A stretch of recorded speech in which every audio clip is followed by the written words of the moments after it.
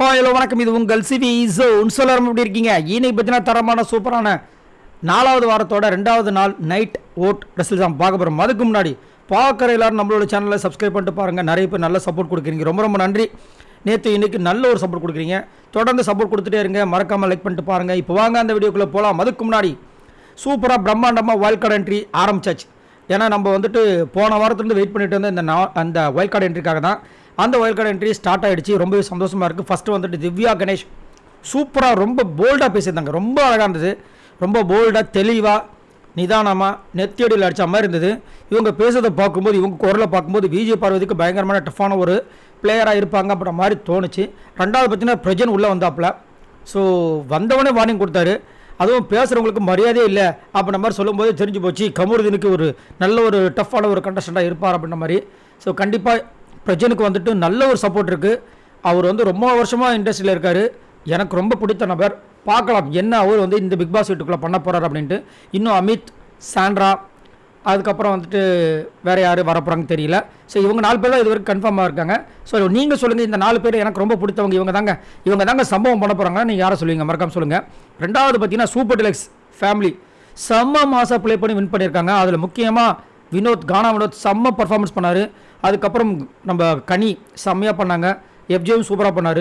ஆனால் அந்த பக்கம் வந்துட்டு விஜய் பார்வதியால் செம்ம லாஸ் அவங்களுக்கு டீமுக்குன்னு சொல்லி ஆகணும். ஸோ இந்த சூப்பர் டிலக்ஸ் ஃபேமிலி வின் பண்ணதுனால என்னென்ன நெருக்கடி கொடுக்க போகிறாங்கன்னு தெரியலனா அவங்களுக்கு தான் வந்து அந்த லாக்கர் ரூம்குள்ளே போகிறதுக்கு உண்டான அனுமதி கிடச்சிருக்கு.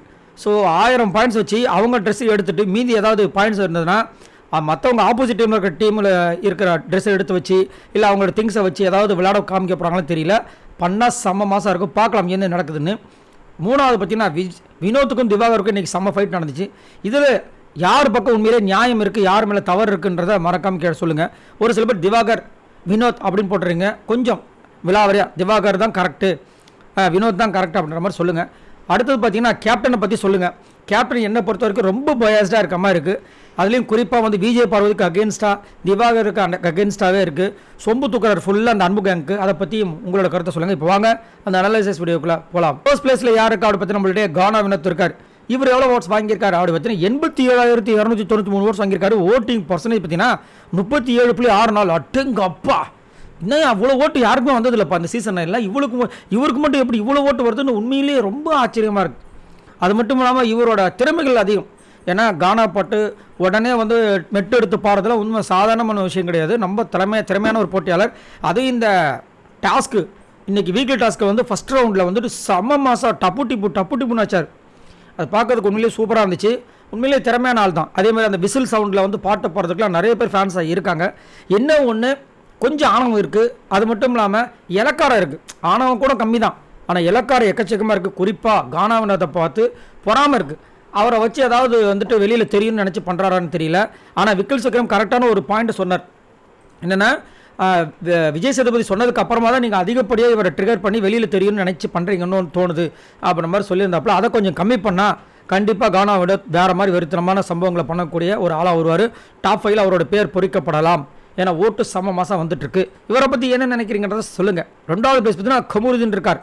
இவர் எவ்வளோ ஓட்ஸ் வாங்கியிருக்காரு அப்படி பார்த்தீங்கன்னா 38,786 ஓட்ஸ் வாங்கியிருக்காரு. ஓட்டிங் பர்சன்டேஜ் பார்த்தீங்கன்னா 16.72. ஸோ கமருதீன் கண்டிப்பாக வந்துட்டு ஒரு டஃப்பான ஒரு பிளேயர் தான். திடீர்னு பார்த்தா இந்த வாரம் வந்துட்டு ஒரே மாற்றமாக இருக்குது. இன்னும் இது ஏதோ புத்தர் வீட்டு பக்கத்தில் குடிகொன்ற கமருதீன் அப்படின்ற மாதிரி வந்துட்டு சூப்பராக வந்து அப்படியே அதுவும் ரொம்ப அவர் பாடம் எடுக்கிறாரு. கோவப்படாதீங்க, கோவப்பட்டு வார்த்தையை விடாதீங்க, யார் சொல்கிறது பாருங்கள், அந்த மாதிரி மாறிட்டார். அப்படியே நம்மளுக்கு ஒன்றுமே புரிய மாட்டேது. என்னடா இது இவர் தானா, ஒன்றுமே புரியலையப்பா. போன வாரம் தானே வேறு மாதிரி இருந்தார், இந்த வாரம் நான் எப்படி இருக்காரு? இல்லை ஒருவேளை பிக் பாஸை கூப்பிட்டு சொல்லியிருப்பாங்க, கனிக்கு ரகசியமாக சொல்கிற மாதிரி சொல்லியிருப்பாங்களான்றது தெரியல. ஆனால் ஏதோ ஒன்று நல்லாயிருக்கு. அது மட்டும் இல்லாமல் இன்றைக்கி ஒரு 3 சண்டை வந்துச்சு நேற்றுலேருந்து. ஆனால் எல்லாத்துலேயுமே ரொம்ப அழகாக ஹம்பிளாக வந்துட்டு இது பண்ணுறாரு.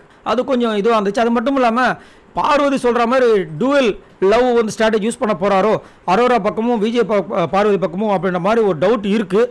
பட் என்ன நடக்க போகுதுன்னு தெரியாது. ஆனால் இவருக்கு கண்டிப்பாக பிரஜன் ஒரு டஃப்பான ஒரு பிளேயராக வருவார் அப்படின்ற மாற்றுக்கிறதே கிடையாது. ஆனால் ஆனவனா வந்து கேமரா முன்னாடி நின்று கமருதீன் வந்துட்டு ரொம்ப ஃபீல் பண்ணி பேசுகிறாரு. இது உண்மையாக இருக்கா இல்லைங்க அவர் சும்மா ஓட்டுக்காக வந்துட்டு மக்கள் வந்து இது பண்ணிட்டு இருக்காரு அப்படின்னு நினைக்கிறீங்களா? ஆனால் தப்பை ஒத்துக்கிறார். கேமரா முன்னாடி வந்து நான் செஞ்ச தப்பு தான், இந்த வே ஆஃப் டாக்கிங்லாம் மாற்றிக்கிறேன் அப்படி இப்படின்னு சொல்கிறாரு. உங்களோட கருத்தை சொல்லுங்கள். 3வது பிளேஸ் பார்த்தீங்கன்னா பார்வதி, விஜய் பார்வதி இருக்காங்க. இவங்க எவ்வளோ ஓட்ஸ் வாங்கியிருக்காங்க அப்படி பார்த்தீங்கன்னா 37,676 ஓட்டு வாங்கியிருக்காங்க. ஓட்டிங் பர்சன்டேஜ் பார்த்தீங்கன்னா 16.25.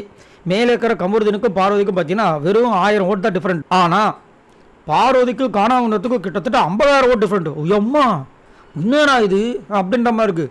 அதேமாதிரி கமருதீனுக்கும் காணாமத்துக்கும் 50,000 ஓட்டு. என்ன இது? அதாவது தனக்கு கெட்ட பேர் வந்தாலும் பர்ஃபார்மன்ஸை நாங்கள் கொடுத்தே ஆகணும்னு பண்ணுற கமருதீன் பார்வதிக்கு கம்மியாக இருக்குது ஓட்டு. காணாமத்துக்கு ஏன் இவ்வளோ அப்படின்னு கேட்டிங்கன்னா, இப்போ கமருதீனை பிடிக்காத ஆட்கள் இருப்பாங்களா, பார்வதியை பிடிக்காத ஆட்கள் இருப்பாங்களா, அரோராவை சுத்தமாக நிறைய பேர் பிடிக்கல. கலையரசனுக்கு ஓட்டு போடுறது சும்மா இருக்கலான்ற மாதிரி நிறைய பேர் கருத்து தெரிவிக்கிறாங்க. அப்படின்னு இருக்கும்போது மற்றவங்க ஃபேன்ஸ்லாம் என்ன பண்ணுவாங்க, நான் இந்த வாரம் ஓட்டு போட்டு தான் ஆகணும், தூக்கி போடுறா காணாவினத்துக்கு, முடிஞ்சு போச்சு. காணாவினத்துக்கு ஃபேன்ஸ் இருக்காங்க, இல்லை நான் சொல்ல வரல, சொல்கிறேன் எப்படி இவ்வளோ வருது அப்படின்றதுக்கு காரணம்.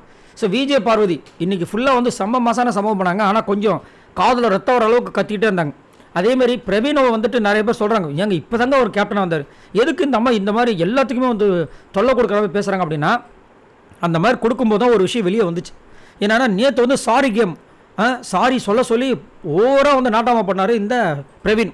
ஆனால் இன்னைக்கு காலையில் என்ன சொல்கிறது தெரியுமா, சாரி கேம் இந்த வீட்டில் இருக்கக்கூடாதான், இந்த வீட்டில் சாரி கேம் இப்போ இருக்கக்கூடாது. அப்போ நேற்று அது நேற்று இது இன்றைக்காம். ஏன்டா டே அந்த வெவ்வேறு கவுண்டமெண்ட் சொல்கிறார், ஏன்டா டே நீ எவ்வளோ அதாவது நிமிஷத்துக்கு நிமிஷம் டைப்பாக மொழியை மாற்றன்னு தெரியும் மகனே அப்படின்ற மாதிரி இருந்துச்சு இவர் பண்ணுற விஷயங்கள். நான் கூட பிரவீன் பயங்கரமாக பண்ண போகிறாரு, பர்ஃபார்மன்ஸ் பண்ண போகிறான்னு பார்த்தா கடைசியில் வந்துட்டு அவர் பண்ணுற பர்ஃபார்மன்ஸ் எல்லாமே இந்த அன்புக்கு சொம்பு தூக்கிறதா இருக்குது.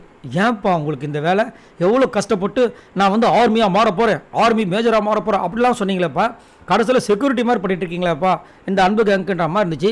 உங்களோட கருத்தை சொல்லுங்கள். பட் பார்வதி ஒரு வாரமும் துஷார் முகத்தையும் கனி முகத்திரையும் இப்போ பிரவீன் முகத்திரையும் கிழிச்சிட்டு வராங்கிறது உண்மை. உங்களுக்கு என்ன தோணுதுன்ற சொல்லுங்கள். 4வது பிளேஸ் பார்த்தீங்கன்னா அரோரா இருக்காங்க. இவங்களும் ஓட்ஸ் வாங்கியிருக்காங்க அப்படி பார்த்தீங்கன்னா 35,786 ஓட்ஸ் வாங்கியிருக்காங்க.